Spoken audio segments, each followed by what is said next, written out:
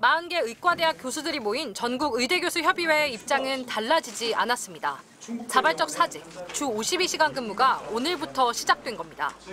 핵심은 정부가 의대 입학 정원과 배정을 먼저 철회하라는 겁니다. 외래 진료나 입원, 중환자 진료를 전담하고 있는 현 상황은 아무래도 교수님의 피로도가 증가하고 있고 아울러 정신적인 충격도 상당히 큰 상황입니다.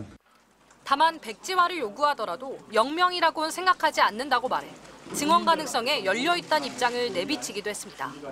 사직서 제출은 전국에서 잇따르고 있습니다. 서울 아산병원을 수련병원으로 둔 울산대 의대는 전체 교수 767명 가운데 433명이 사직서를 냈습니다. 고대 의료원 산하 3개 병원의 전임 임상 교수들, 연세대 의대 교수들도 사직서를 제출했습니다. 비수도권 의대 교수들도 마찬가지입니다. 천명원 정원에 대해서 풀고 원점에서 논의하는 것에 대화의 시작점이거든요. 전제 조건이 충족이 되지 않았기 때문에 3월 25일부터 사직서를 제출하고 준법 진료와 외래 진료 축소에 대한 것을 그대로 진행하기로 했습니다. 사직서를 낸 교수들이 당장 진료 현장을 떠나는 건 아니지만 병원 입장에선 우려가 큽니다.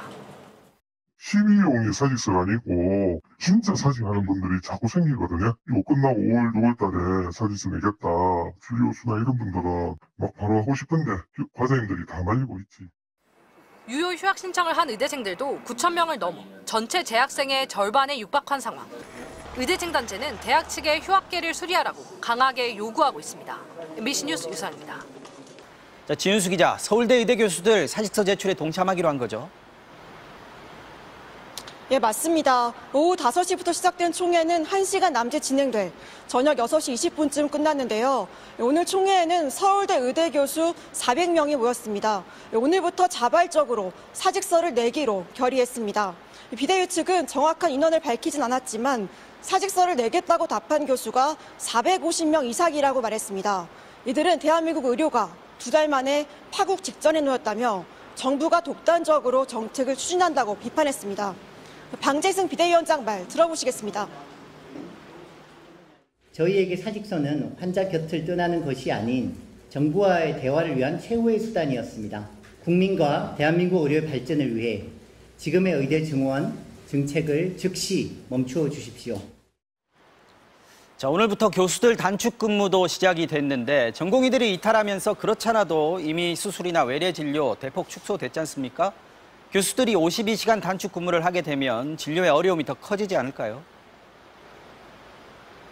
네, 다행히 지금 당장 심각한 상황이 벌어진 건 아닌데요. 중증, 응급환자 진료는 유지한다는 원칙을 세웠기 때문입니다. 다만 2주에 최대 104시간을 넘기지 않는다는 기준 아래 병원 과별로 근무를 조정할 걸로 보입니다. 당직과 수술이 껴있어서 1주 아닌 2주 단위로 단축 근무를 하겠다는 건데요. 첫 주인 이번 주 80시간을 일하면 다음 주에는 24시간만 근무하겠다는 겁니다. 그래서 당장 이번 주보다 다음 주에 진료 차질이 더 늘 수 있다는 우려도 나오고 있습니다. 외래 진료는 전공의 이탈 이후 신규 환자 접수를 줄이면서 이미 20-30% 줄었는데요. 교수들의 단축 근무로 더 축소될 걸로 보입니다. 정년을 한 해 남긴 서울 대형병원의 마취과 교수는 어떻게 칼같이 병원을 떠나겠냐면서 젊은 의사들이 단축 근무에 들어가면 대신 진료를 맡는 방향으로 동료와 환자를 모두 돕겠다고 전하기도 했습니다. 지금까지 서울대병원에서 MBC 뉴스 지은수입니다. 이번에 의대 정원이 76명에서 200명으로 크게 늘게 된 경상국립대학교입니다. 의대 교수들과 의대생들이 항의하는 가운데 학교를 찾은 이주호 교육부 장관과 조규홍 보건복지부 장관은 전폭적인 지원을 약속했습니다. 본과 시작까지 약 3년의 기간 동안 대학이 수준 높은 의학교육을 위해 충분히 준비할 수 있도록 정부는 강한 의지를 가지고 2,000명 증원과 배정을 그대로 추진한다는 뜻을 내비친 셈입니다.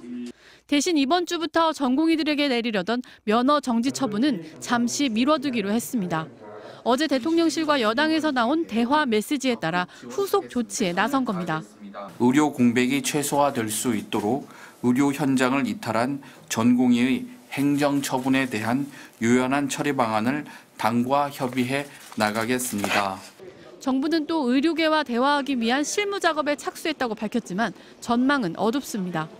의대 교수들마저 집단 사직을 강행한 데다 전공의 협의회 역시 아무런 움직임을 보이지 않기 때문입니다.